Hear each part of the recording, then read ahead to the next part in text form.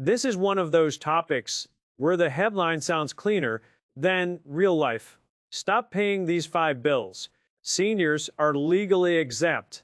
That sounds amazing. And honestly, I understand why people click on it. Because if you are retired, every bill feels heavier. The insurance bill, the property tax bill, the Medicare deduction, the tax bill in April, the $200 or $300 fee just to have someone file a return. That may not even be that complicated. But I want to be careful here. Most seniors are not automatically exempt from these bills. That is the part that matters. The better way to say it is this. There are bills many retirees keep paying because nobody told them. There might be a deduction, an appeal, an exemption, a free filing program, or a benefit application that could reduce the cost. And those are very different ideas. Not automatic, not guaranteed, not everybody, but real enough that it is worth checking.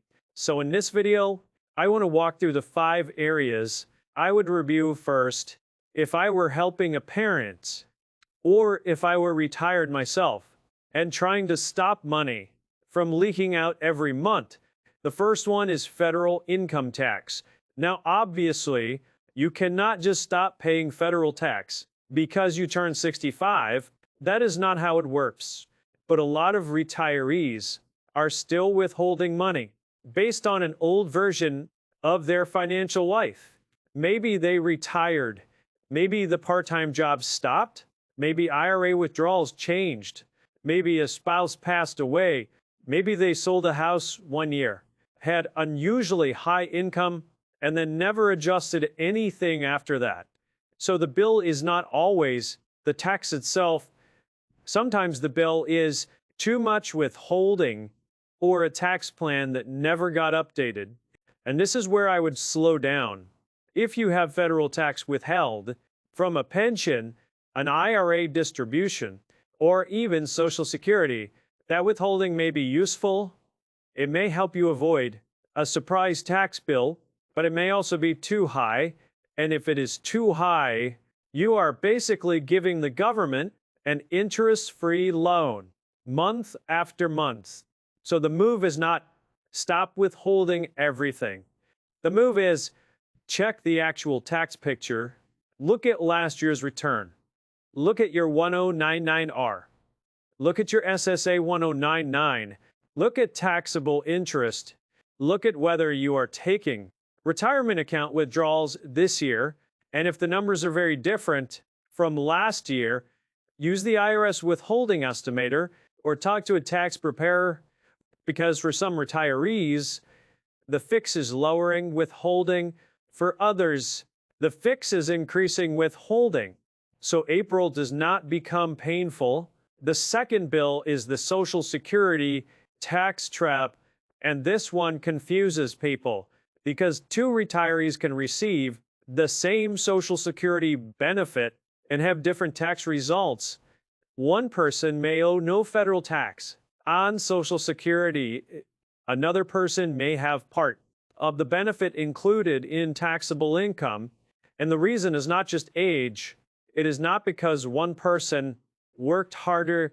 It is not because Social Security is always tax-free.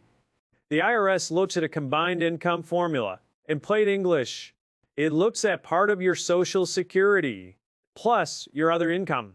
And those base amounts are still the numbers that catch a lot of people. For many single filers, the number starts at $25,000. For married couples filing jointly, it starts at $32,000. So if you have a pension, IRA withdrawals, part-time work, taxable interest, or capital gains, your Social Security tax situation can change.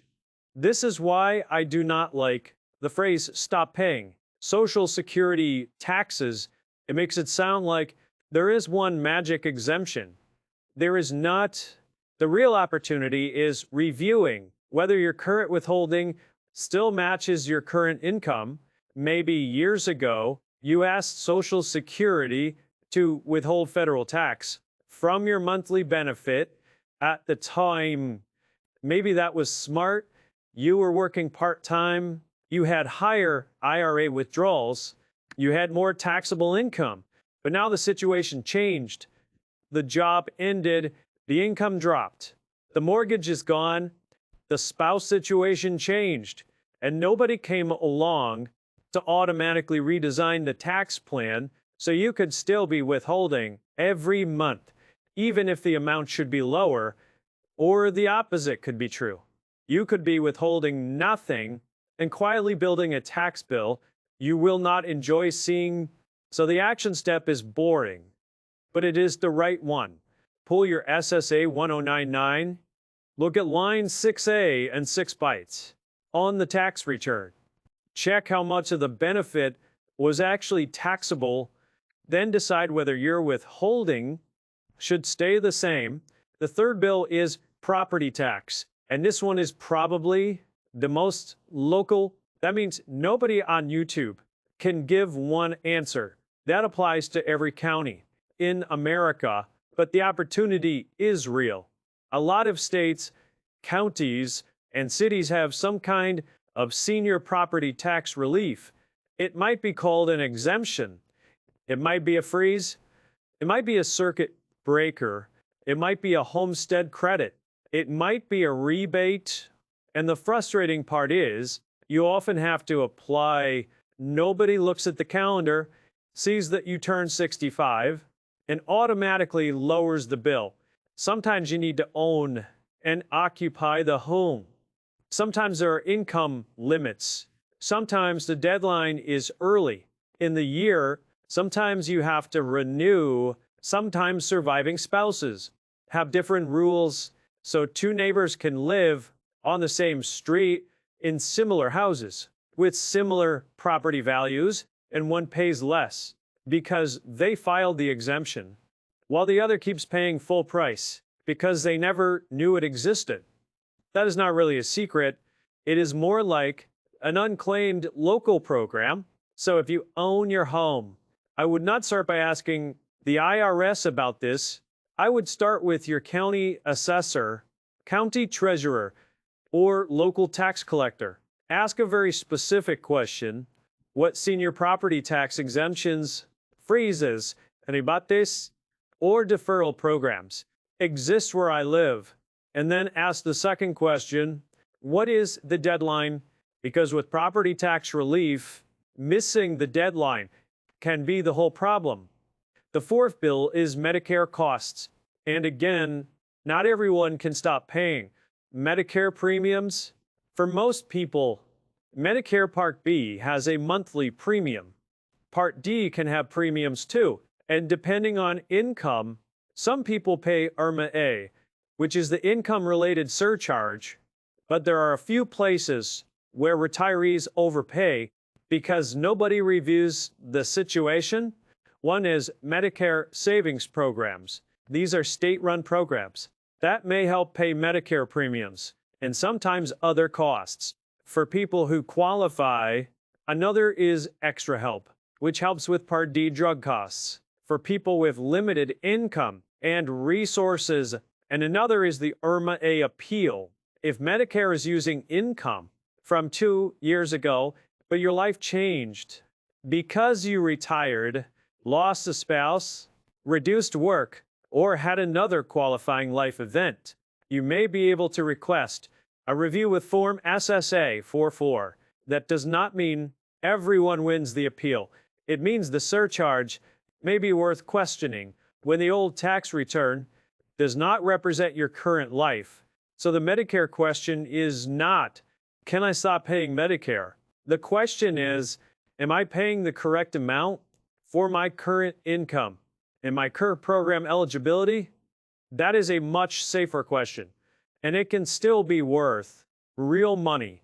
The fifth bill is tax preparation fees. Now, if your tax situation is complicated, if you sold property, have rental income, have a business, large investment transactions, inherited accounts, or multi-state issues, then paying a good tax professional can be worth it. I would not tell everyone to stop using a preparer, but some retirees have a fairly simple return. Social Security, maybe a pension, maybe a 1099R, maybe some interest, maybe the standard deduction, and they are still paying dos ratos, 300, 400, or more every year, because that is what they have always done. So this is one of the easier bills to review. The IRS has free file options for people who qualify. There are also VITA and tax counseling for the elderly programs that can offer free tax help for qualifying taxpayers. The keyword is qualifying.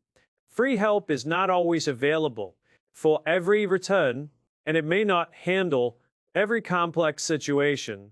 But if the return is simple and the fee is becoming annoying, it is worth checking before you pay the same bill again. Now, the bonus section is where people can get really excited, so I want to keep it grounded.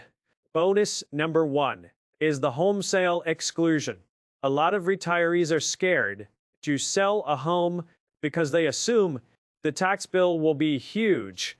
And sometimes there is tax, but the federal rule may allow up to $250,000 of gain to be excluded for a single filer, or up to $500,000 for certain married couples filing jointly if the ownership and use tests are met. That is not a senior-only exemption, and it is not automatic in every sale. But it is important because some people stay trapped in a house that no longer fits them because they never checked whether the gain would actually be taxable. Bonus number 2 is the 0% long-term capital gains window. This one is more advanced, but in some years, especially early retirement years, when taxable income is lower, some long-term capital gains may fall into the 0% federal bracket. That does not mean sell everything. It does not mean state taxes disappear.